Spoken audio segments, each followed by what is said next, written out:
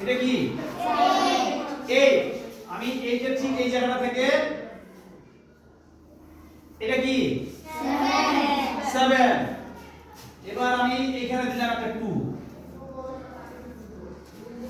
ঠিক আছে 8 7 2 এবার আসো ঠিক এইখান থেকে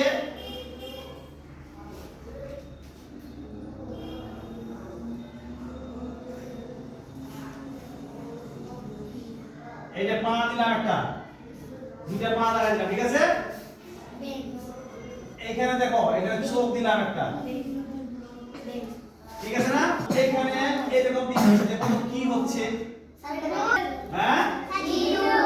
ইঁদুর